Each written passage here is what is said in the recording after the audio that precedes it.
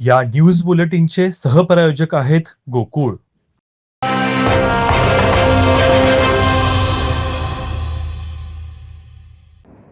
जिजाऊ शैक्षणिक व सामाजिक संस्थेच्या वतीनं आयोजित तालुकास्तरीय नमन स्पर्धेचा समारोप 17 ते 21 एप्रिल या कालावधीत स्वातंत्र्यवीर सावरकर नाट्यगृहात मोठ्या उत्साहात झाला. या स्पर्धेत तालुक्यातील 10 नमन मंडळांनी सहभाग घेतला होता. अत्यंत चुरशीच्या झालेल्या या स्पर्धेत उत्कृष्ट सादरीकरण करणाऱ्या पहिल्या 3 मंडळांना आकर्षक बक्षिसं प्रदान करण्यात आली आहेत.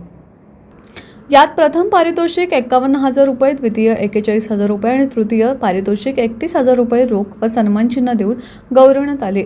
यासोबतच स्पर्धेत उल्लेखनीय कामगिरी करणाऱ्या 6 कलाकारांना वैयक्तिक सन्मानचिन्हे प्रदान करण्यात आली. यात उत्कृष्ट स्त्रीपात्र, उत्कृष्ट मृदंगवादक, उत्कृष्ट अभिनय, उत्कृष्ट विनोदी अभिनय, उत्कृष्ट गायक, उत्कृष्ट वेशभूषा आणि उत्कृष्ट बालकलाकार यांचा समावेश होता. पारितोषिक वितरण समारंभासाठी जिजाऊ संस्थेचे संस्थापक अध्यक्ष निलेश सांबरे प्रमुख पाहुणे म्हणून उपस्थित होते.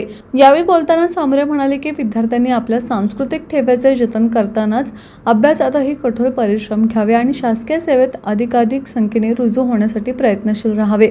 तसंच कोकणातील शेतकऱ्यांनी आपल्या जमिनी परप्रांतीयांना विकू नयेत, त्या टिकवण्यासाठी प्रयत्न करावेत असे आवाहनही त्यांनी केले. या तालुकास्तरीय नमन स्पर्धेसाठी जिल्ह्याभरातून विशेषतः ग्रामीण भागातून मोठ्या संख्येने रसिकांनी हजेरी लावली होती. पारंपरिक वेशभूषा आणि नमन गायनाच्या बहारदार सादरीकरणामुळे नाट्यगृहातील वातावरण उत्साहाने भारलेले होते.